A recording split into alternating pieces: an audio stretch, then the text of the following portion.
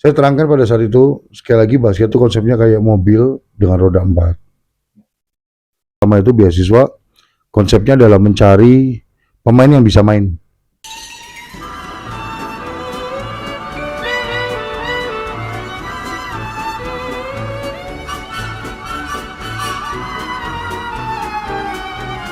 Assalamualaikum warahmatullahi wabarakatuh. Kita ketemu lagi di Ada Apa Dengan Basket.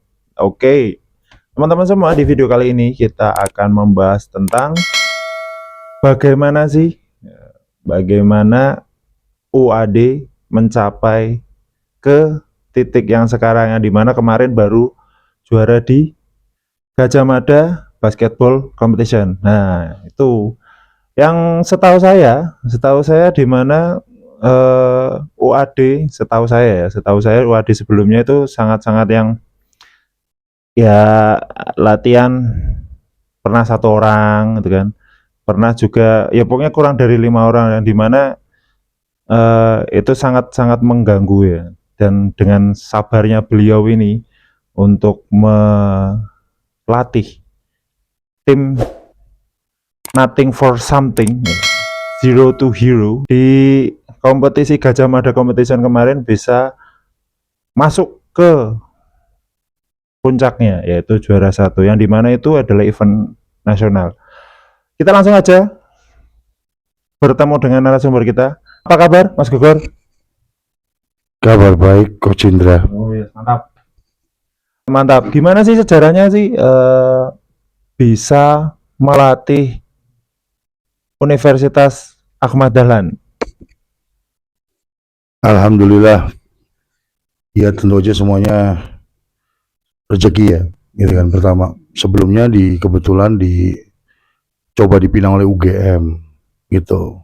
Tapi emang rezekinya bukan UGM. Kemudian UAD menawarkan ketika UGM itu nggak jadi, kita nggak jadi bekerja sama, gitu. Sebetulnya UAD itu sendiri udah punya latar belakang, kalau menurut saya, histori basket yang kuat. Karena sebetulnya itu UKM-nya udah umur 25 tahun, Mas. Itu Coach Indra. Mau 25 tahun tuh ya nggak pernah menang mereka. Sorry itu saya UAD, tapi emang itu kenyataan gitu ya. Dan kebetulan beberapa pelatih-pelatih sebelumnya juga kita kenal gitu kan. Bahkan salah satunya adalah pelatih yang dulu juga melatih saya di universitas, Coach Ho namanya. Ya, dan itu juga ngelatih, Coach Ho kebetulan juga ngelatih kita di SSS ya, klub yang pada saat itu juga membesarkan kita, dan kita main Kobatama pada saat itu. Dan saya sama Coach Ho itu juga main Kobatama bareng gitu kan di saat itu. Jadi ya bukan hanya sebagai pelatih, beliaunya juga sebagai teman gitu kan. Dan ketika beliau sudah off dari Jana Badra, kemudian beliau menukangi Ahmad Dahlan. Dan for your information, referee Sedio itu adalah ketua UKM UAD yang pertama. Sebetulnya itu UAD itu juga banyak tokoh-tokoh historical di basket mereka gitu. Aja dengan perjalanan karirnya Mas Sedio ya sebagai referee di nasional maupun di FIBA Asia, itu membuat Mas Sedio ini ya udah termasuk tokoh kalau di perwasitan Yogyakarta lah. Iya, karena Jogja emang nggak banyak ya wasit seperti itu. Salah satunya kayak Pak Kasim itu juga legend tuh gitu.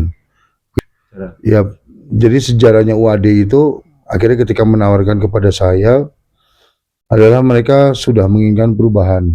Ya. Mereka ingin dilihat sebagai universitas yang UKM basketnya itu punya peluang untuk memenangkan sebuah kejuaraan.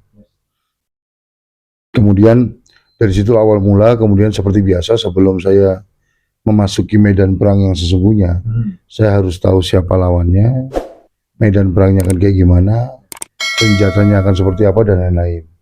Maka saya melakukan riset. Saya dulu sempat kaget ketika melihat UAD itu muncul di Liga Mahasiswa Nasional yang di Cisarua itu, yang di Babel. Jadi semua dikumpulin di satu tempat, kemudian mereka bermain di situ seperti itu, dan tuh mereka berangkat luar biasa. Padahal saya tahu sekali saat itu saya masih pegang di Universitas Diponegoro, universitas sebelumnya, dan kita nggak berangkat. Ya karena memang itu yang bisa berangkat yang bisa bayar pada saat itu. Nah, dan UAD bisa melakukan. Saya berpikir pada saat itu, wah something nih, Wadi ini punya sesuatu gitu kan, punya sesuatu. Kemudian saya tonton 1-2 gamenya, dan ketika saya tonton, saya berpikir gila juga mereka. Ya karena sudah jelas-jelas mereka datang hanya untuk dihajar pada saat itu, gitu kan. Jadi punya keberanian luar biasa untuk berangkat gitu. Hebat juga mentalitas anak-anak ini gitu kan. Nah sebetulnya itulah yang jadi ini pertama kalau buat saya, yang bikin senang sebetulnya. Karena kalau mereka cukup gila untuk melakukan itu, mereka akan cukup gila untuk punya pelatih kayak saya gitu. Yang tentu aja kan nge-push mereka sampai limit. Nah, dari situ kemudian kita ngobrol. Pada saat itu mereka dari mulai pembina, UKM full, dengan pemain pada saat itu, ngobrol langsung dengan saya, kemudian menyampaikan apa yang jadi keinginan mereka. Alhamdulillah, gayung bersambut. Nah, ketika momen pertama saya melatih mereka adalah saya bawa mereka ke coffee shop. Nggak ke lapangan jadi. Saya bawa mereka ke coffee shop, saya bawa mereka ke co-working space. Kemudian di situ saya bagikan handout, setiap anak masing-masing satu saya kasih, termasuk pembina. Dan di situ hadir semua pemain maupun UKM, UKM dan jajaran. Begitu juga dengan pembina hadir, kita kasih satu handout. Dan di handout itu cuma statistik. 10 tim terbaik Liga Mahasiswa vs UAD. Cuma saya kasih statistik itu. 10 tim Liga terbaik mahasiswa vs UAD. Supaya anak-anak UAD itu pada saat itu tahu betul mereka ada di posisi mana saat ini. Dan berapa banyak anak tangga yang harus mereka kejar untuk mereka bisa bermain di level nasional. Which is kalau udah bermain di level nasional berarti mereka termasuk 10 tim terbaik nasional. Oh. Nah itu awal mulanya itu Coach Indra. Oke. Nah di perjalanan ya kan, di perjalanan itu kan UAD kan sempat membuka beasiswa untuk bola basket. Nah yang dimana itu kan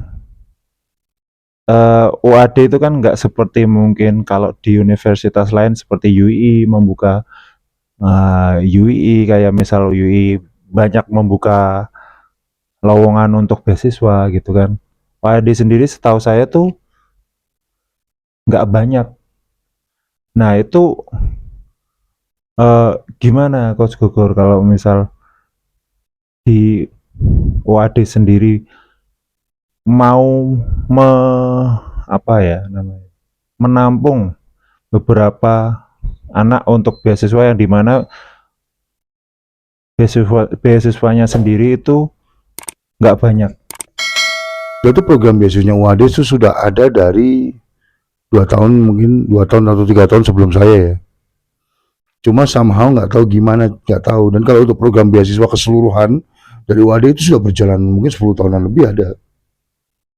Cuma nggak tahu gimana UKM basket tidak pernah bisa memanfaatkan itu dengan maksimal. Gitu kan. So, saya terangkan pada saat itu, sekali lagi basket itu konsepnya kayak mobil dengan roda 4. In order to excel gitu kan, dalam rangka untuk mencapai tujuan, maka mobil itu harus proper, bannya roda 4 tuh nggak bisa kurang. Satu, ban pertama itu pemain bagus. UAD butuh punya pemain bagus. Dan untuk mencapai level mahasiswa, level Liga Mahasiswa Nasional, yang mana kalau kita lihat di situ tidak ada satupun univ yang tanpa pemain beasiswa. Semuanya pemain beasiswa. Maka punya pemain beasiswa itu menjadi satu kewajiban. Basketball antusias saja tidak akan pernah cukup. Tuh. Karena buat mereka tujuan mereka bukan basket. Maka basket just for fun gitu loh. Ya. Dan itu biasanya motivasinya akan kurang kuat ya gitu. So beasiswa harus cukup, harus kuat. Beasiswa jumlahnya seberapa? Yang paling ideal ya sebanyak-banyaknya pelatih mau ngambil. Sampai tercipta bahasa saya tim yang kompetitif. Saat ini dalam roster udah ada di Putra tuh udah ada 15 pemain. Dan itu cukup membuat kompetisi di dalam tim jadi cukup menarik. Latihan tuh semakin keras. Karena sekarang mereka harus bersaing satu sama lain.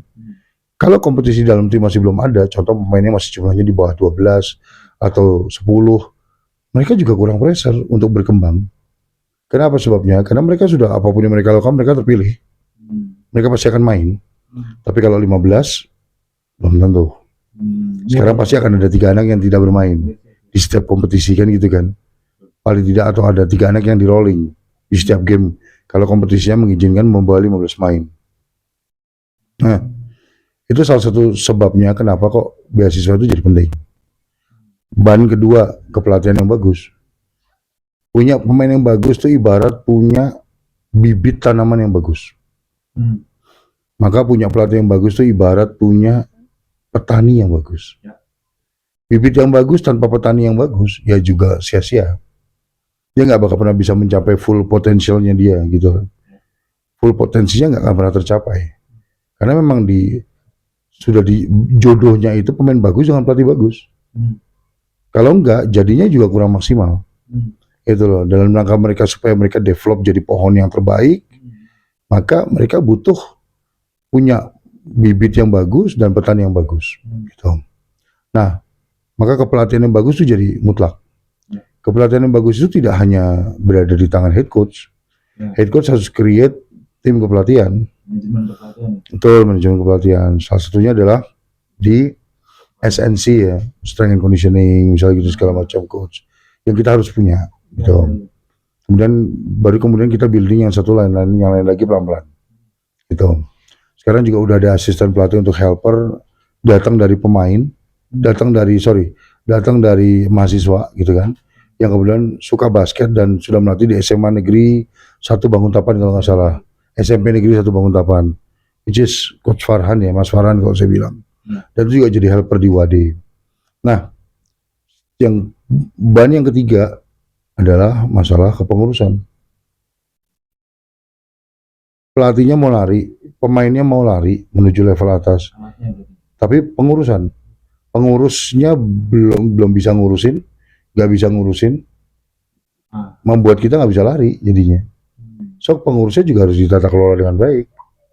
Artinya, maka pengurusan harus ditacap supaya dia ready for big fight gitulah. Siap untuk laporan tepat waktu lah ini dan segala macam sehingga akhirnya berujung pada ban yang terakhir yaitu funding, dana. Karena basket tanpa dana nggak bisa jalan maksimal juga. Ya memang nggak cuma basket ya, tapi dalam khususnya untuk basket ya dia tidak bisa bergerak kalau tanpa dana. Dia mau sparring keluar uang, mau latihan needs money juga, mau fitness butuh duit, gitu kan. Nah contoh misalnya kayak gitu salah satunya. Nah apakah dengan cara seperti ini 4 itu tadi sama aja kalau kita ibaratin itu tanahnya itu adalah UAD yang mana dia menyediakan dana, menyediakan kepengurusan yang baik dan segala macam. Kemudian bibitnya itu adalah pemain dan pelatihnya itu adalah petaninya. Maka ya alat itu disediakan dari WAD tentunya ya. Itu sebagai penyedia dananya. Oleh karena itulah hal ini bisa sinergi dan akhirnya mobilnya bisa ngebut gitu. Ya alhamdulillah dalam waktu 1 tahun ya saya bilang udah bisa jadi pemuncak di sebuah event itu udah bagus. Deeper untuk tadi kalau buat yang pengurusan insentif apa yang didapat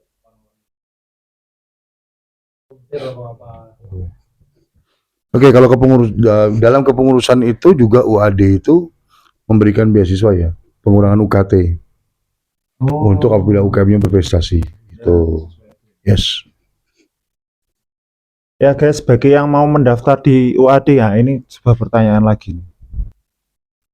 Pemain itu kan ada spesifikasi pemain yang layak diambil oleh Coach Gogor yang dimana ini udah 15 pemain untuk putra ya, yang sekarang lebih lagi membuka untuk putri ya Coach.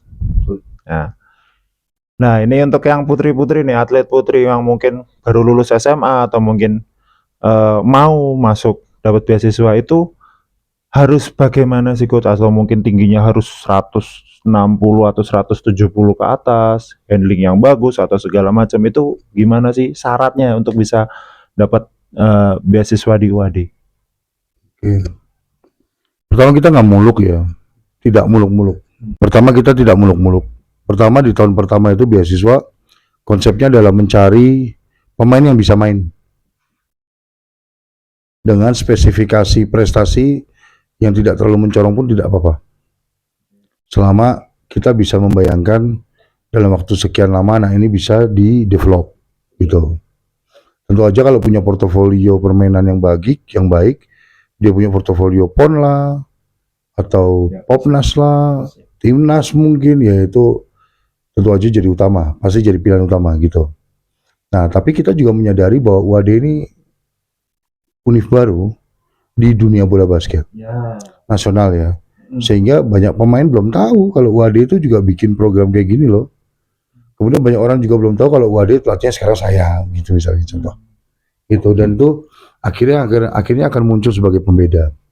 Alhamdulillah untuk putra di tahun kedua ini kita udah mulai mendapat beberapa pemain yang high profile player kalau kita bilang.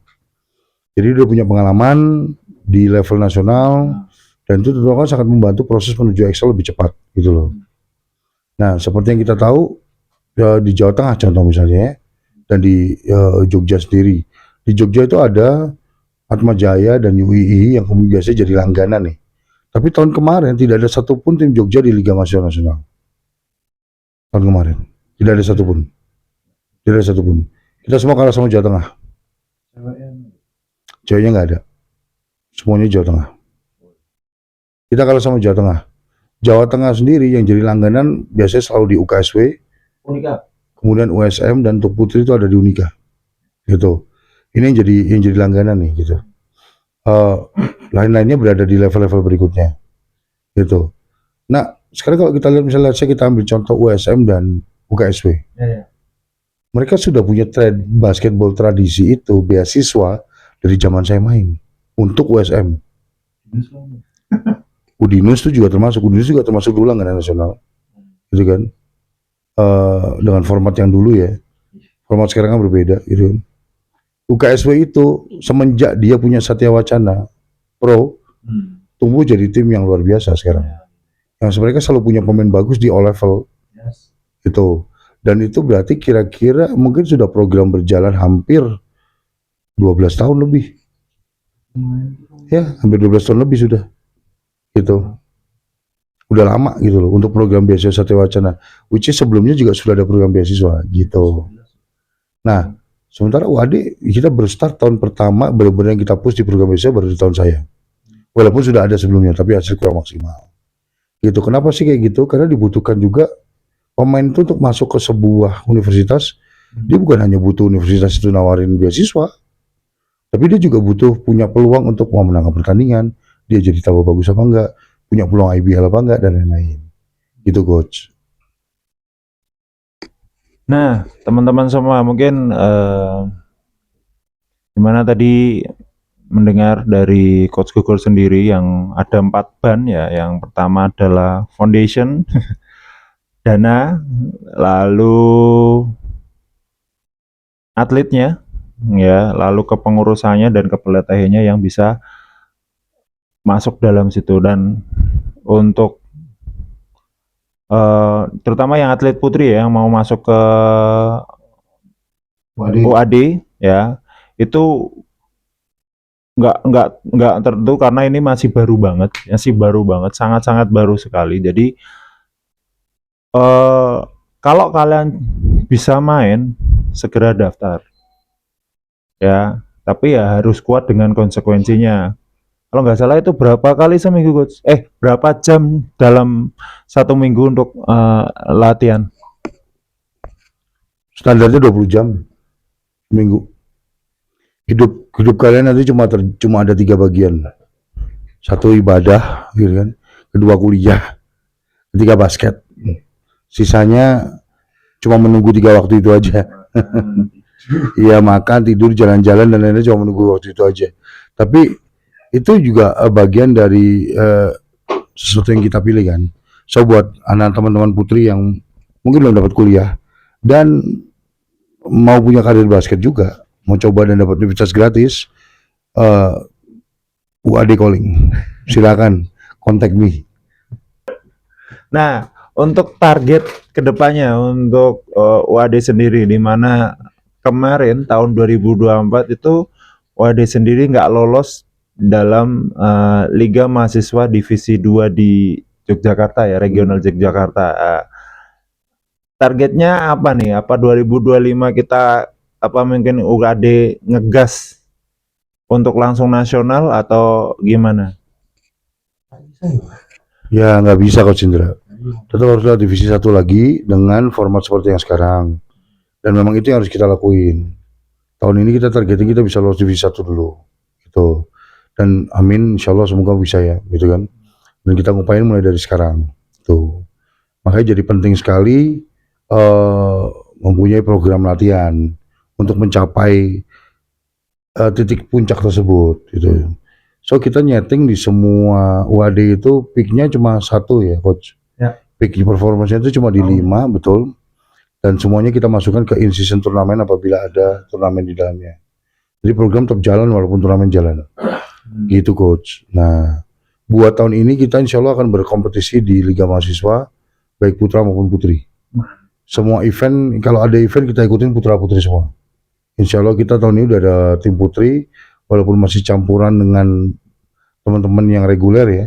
Tapi ada sudah terkumpul sekitar 10 pemain lah insya Allah. Ya teman-teman semua, bagi yang mau mendaftar beasiswa masih sangat terbuka sekali di Universitas Ahmad Dahlan Yogyakarta. Masih terbuka ternyata untuk yang putra, walaupun sudah 15 pemain masih terbuka beasiswa untuk putra dan putri. Kalau ada 198 bisa dribble, ngedangnya bagus, ganteng misalnya gitu, lompatnya kayak Michael Jordan, dribble kayak Irving, beasiswa terbuka terus.